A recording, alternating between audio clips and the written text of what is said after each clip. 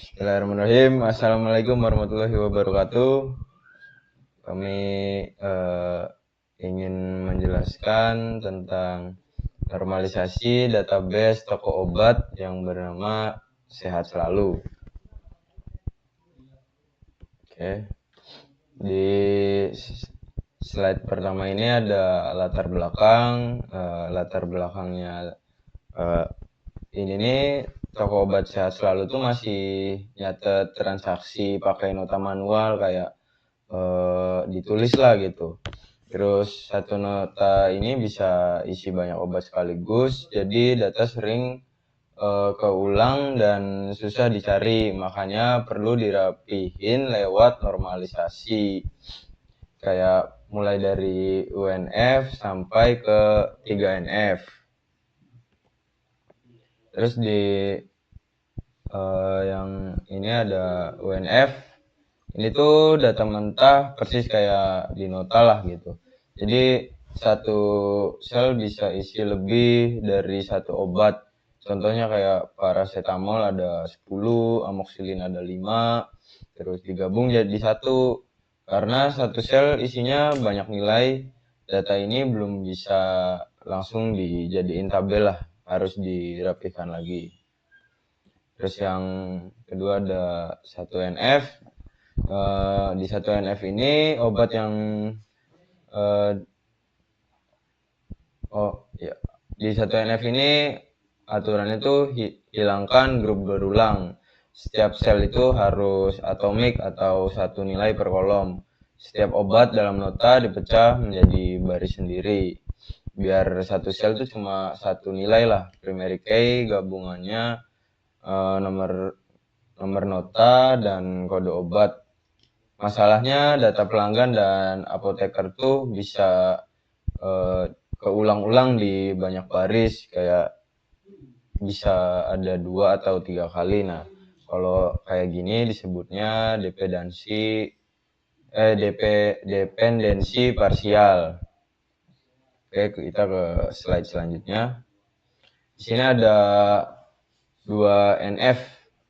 Nah, di 2NF ini aturannya hilangkan dependensi parsial, atribut yang cuma bergantung sama sebagian primary key komposit bisa dipisah ke tabel sendiri. Terus ya buat ngilangin dependensi parsialnya tadi, tabel dipecah jadi 3. Ada transaksi, terus ada tabel transaksi, ada tabel obat, sama ada tabel detail transaksi.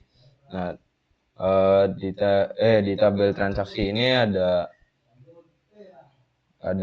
nomor nota sebagai primary key, terus ada kolomnya itu tanggal, nama pelanggan, alamat pelanggan, nomor HP, terus ada nomor HP sama nama apoteker. Dan di tabel obat ini primary key-nya adalah kode obat, dan yang lainnya ada nama obat, kategori obat, terus jumlah obatnya, harga satuan obat, terus nama supplier dan alamat supplier. Dan di detail transaksi ini primary key-nya itu ada nomor nota dan kode obat. Terus ya isinya ada nomor nota, kode obat, dan jumlah beli obatnya itu berapa gitu. Terus buat di sini nih masih ada masalah gitu, kayak alamat supplier nempel ke nama supplier bukan langsung ke obat. Nah, jadi ini bisa diberesin lagi di 3NF atau dipecah lagi di 3NF. Nah, kalau 3NF selanjutnya ini saya serahkan ke Fajri, teman saya yang ada di sebelah saya. Oke, silakan. Ya, selanjutnya ada 3NF. Ya, pada 3NF ini tujuannya menghilangkan dependensi transitif, yaitu atribut yang bergantung pada non-key, bukan langsung pada primary key. Nah, oleh karena itu data pelanggan, apoteker, dan supplier ini dibiasakan lagi menjadi masing-masing. Sedangkan tabel obat dan transaksi hanya menyimpan data yang berkaitan langsung dengan tabel tersebut. Nah, hasil akhirnya terbentuk 6 tabel jadinya. Yang pertama ada pelanggan, yang kedua ada apoteker, yang ketiga ada supplier, yang keempat ada obat, yang kelima ada transaksi, dan yang keenam ada detail transaksi. Nah, di tabel pelanggan ini yang berisi ada ID pelanggan yaitu primary key sebagai primary key. Nah, terus selanjutnya ada nama, alamat, dan nomor HP. Yang kedua ada tabel apoteker yang berisi ada ID apoteker sebagai primary key dan selanjutnya ada nama apoteker. Nah, yang ketiga ada ID supplier sebagai primary key. Nah, di sini ID supplier ini ada nama dan alamat. Yang keempat ada obat. Kode obat ini sebagai primary key dan selanjutnya ada nama, kategori, satuan, harga, ID supplier sebagai foreign key. Yang kelima ada transaksi, tabel transaksi. Nota sebagai primary key dan tanggal ID pelanggan sebagai foreign key. Nah, selanjutnya ada ID apoteker sebagai foreign key. Ya, yang keenam ada detail transaksi. ID detail sebagai primary key, nota sebagai foreign key, kode obat sebagai foreign key, dan selanjutnya ada jumlah beli. Nah, sini selanjutnya ada perubahan di setiap tahap normalisasi. Nah, pada slide ini dari UNF ke 1 UNF itu ripping group ya, atau kolom obat yang berisi nilai dipecah menjadi baris terpisah agar tiap sel otonomik. Nah, selanjutnya ada tahap 1NF ke 2NF, dependensi parsial. Data yang hanya bergantung pada nota atau transaksi atau kode obat dipisah dari tabel gabungan. Nah, di sini ada yang ketiga, ada 2NF ke 3NF, yaitu tadi dependensi transitif. Perubahannya yaitu data pelanggan, apoteker, dan supplier ini yang bergantung pada atribut non-key dipisah ke tabel master sendiri. Nah, hasil akhirnya ada 6 tabel, yaitu pelanggan, apoteker, supplier, obat, dan transaksi, dan detail transaksi. Nah, di sini ada relasi antar tabel, kardinalitas. Yang pertama ada pelanggan ke transaksi, yang dimana satu pelanggan itu memiliki banyak transaksi, dan yang kedua ada apoteker dengan transaksi, yang dimana satu apoteker memiliki banyak transaksi. Nah, selanjutnya ada transaksi ke detail transaksi, yang dimana satu transaksi memiliki banyak detail transaksi. Nah, detail transaksi dengan obat, yang dimana banyak detail transaksi memiliki satu obat, atau sebaliknya obat ke supplier, yang dimana banyak obat memiliki satu supplier. Nah, selanjutnya akan dijelaskan oleh teman saya yaitu Richard. Selanjutnya itu saya Supriyadi akan menjelaskan mengenai tipe data dari tabel master dan tabel transisional.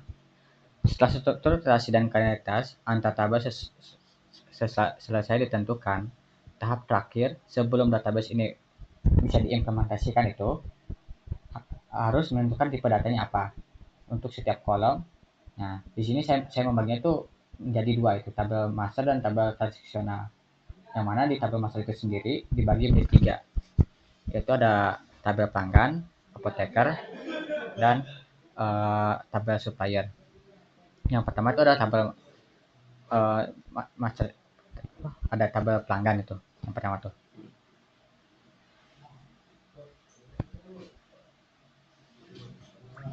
Nah, di sini saya menggunakan tipe data INT kepada setiap primary key dari 3 tabel ini itu karena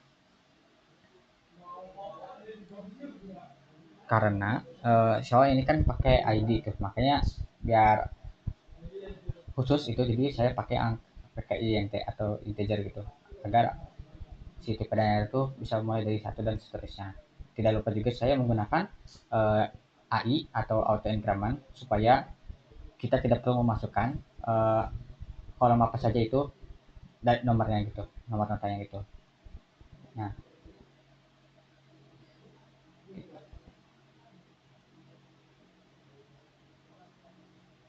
Nah, selanjutnya itu ada untuk kolom nama seperti nama pelanggan, nama apoteker, dan nama supplier. Saya menggunakan tipe data varchar. Kenapa varchar? Karena panjang nama itu bervariasi. Makanya saya menggunakan varchar agar tidak eh, habis lah gitu. Tidak seperti char itu yang sedikit gitu dan kaku. Dan saya menentukan angka yang 50 agar maksimal karakter yang wajar untuk semua nama orang gitu. Seperti nama perusahaan dan lain sebagainya. Jadi untuk kolom alamat itu seperti alamat pelanggan dan alamat supplier saya gunakan varchar 100. Lebih panjang dari nama karena nama alamat biasanya berisi nama jalan, nomor rumah, sampai keterangan peta. Dan itu kan panjang gitu kan. Dan untuk nomor HP saya sengaja menggunakan varchar 15 itu karena tipe angka seperti NT itu tidak cocok untuk nomor HP karena kan ada kombinasi apa gitu untuk dihitung secara dan juga nomor HP itu kan berisi kode random gitu, bukan untuk dihitung gitu, dan juga sering diawali oleh angka 0 kalau untuk nomor telepon tuh. Selanjutnya itu ada tipe data dari tabel transaksional. Kelompok kodenya itu ada tabel obat, transaksi, dan detail transaksi. Tabel ini memiliki karakteristik karena datanya terus bertambah mengikuti aktivitas jual beli setiap hari dan beberapa kolom berupa poin key yang menghubungkan ke tabel master tadi. Untuk tabel obat, primary key-nya adalah kode obat. Dan saya membuatnya pakai varchar. Lanjutnya di tabel transaksi itu saya menggunakan tipe data varchar juga sama. Untuk primary key-nya itu nomor nota. Di tabel transaksi saya menggunakan integer sebagai primary key-nya itu ada dari detail dengan pakai AI atau auto increment. Di sini di tabel obat berisi kolom-kolom nama obat, varchar, kategori obat, satuan, harga, satuan, dan foreign key-nya itu ke ID supplier. Selanjutnya di tabel transaksi selain nomor nota itu ada kolom tanggal dengan tipe datanya date, dan ada ID pelanggan dan ID apoteker sebagai foreign key. Selanjutnya di tabel data transaksi selain foreign key dari ID detail itu ada kolom nomor nota sebagai foreign key-nya, kode obat sebagai foreign key-nya, dan jumlah beli menggunakan tipe data integer. Selanjutnya setelah uh, masuk ke tipe data ini, saya akan menjelaskan mengenai implementasinya ke dalam database di sini sendiri. Nah, sebelum masuk database kita perlu membutuhkan aplikasinya itu. Saya menggunakan aplikasi MySQL Workbench dengan Exam sebagai penampung database-nya. Oke, langsung saja di sini di query pertama kita akan membuat database-nya. Caranya itu dengan membuat create database DB atau obat. Kenapa di sini saya menggunakan database if access DB atau obat? Kalau ada penamaan database toko obat yang ada, maka situ otomatis akan dihapus. Makanya biar gak ribet saya pakai DB obat. Nah, selanjutnya itu selanjutnya itu di DB obat itu maksudnya itu kita menggunakan DB obat itu untuk digunakan gitu. Nah, selanjutnya itu ada buat tabel. Nah, di sini kita pertama kan akan membuat tabel masternya dulu yang berisi tabel pelanggan, apoteker, sama supplier. Di sini kita create tabel pelanggan, kolom ID pelanggan dengan tipe data yang tadi sudah dijelaskan, dan kolom-kolomnya sesuai nama pelanggan, alamat pelanggan, dan nomor HP. Gitu. Dengan si ID pelanggan itu sebagai primary key dengan auto increment dengan tipe data INT atau integer. Selanjutnya tabel master apoteker yang kedua itu berisi ID apoteker sebagai primary key menggunakan auto increment dengan tipe datanya integer. Dan untuk kolom yang kedua itu nama apoteker menggunakan tipe data parser dan tidak null gitu, not null. Nah, selanjutnya itu tabel master yang terakhir itu ada supplier. ID supplier ini saya menggunakan primary key dengan tipe datanya itu integer dengan menggunakan auto increment. Dan dengan kolomnya itu ada nama supplier dan alamat supplier. Keduanya menggunakan tipe data parser. Selanjutnya untuk tabel transaksional itu ada tabel obat yang pertama tuh, yang berisi kode obat itu menggunakan tipe data parser sebagai primary-nya. Dengan kolom-kolom itu ada nama obat, kategori obat, satuan, harga satuan, dan ID supplier. ID supplier ini merupakan poin key dari tabel supplier. Gitu. Di sini kan dijelaskan poin key ID supplier, referensinya ke tabel supplier gitu. Nah, selanjutnya itu ada tabel yang kelima, itu ada tabel transaksi.